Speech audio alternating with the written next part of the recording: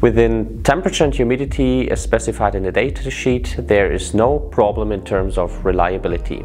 All drifts will be within the min-max limitations over lifetime. For the on-chip humidity compensation, there will be an additional SHT needed, and this compensation has been optimized for typical indoor air environments. At the moment, there's no intention to release an automotive-grade component.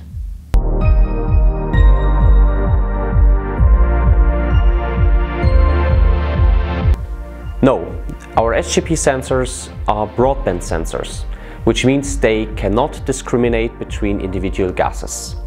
For this purpose, please check out our other sensors, for instance the SFA30, which is a dedicated formaldehyde sensor.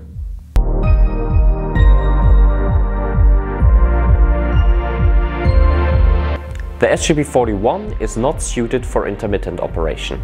However, the SGB40, which is our VOC-only sensor, can be operated in pulse mode. For this, we have released an application note which you can receive upon request.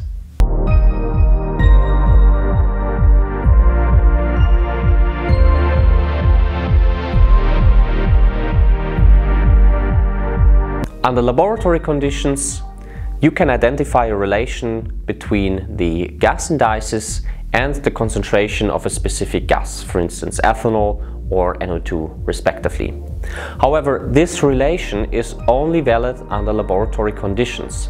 As soon as you go into the field, this relation is not valid anymore due to the nature of the MOX sensor. Usually with the concentration output from a MOX sensor, you can expect a deviation factor of up to ±2 to 3. And additionally, another challenge for the MOX sensor is it's a broadband sensitive device. So this means if you have a concentration output of about 1000 ppb, it could for instance mean 500 ppb of ethanol or 2000 ppb of toluene. And you have no chance to know which gas I'm dealing with at the moment and at which concentration on an absolute level. So with our gas indices, at least you get a very narrow D to D, and all the VOCs are treated similarly.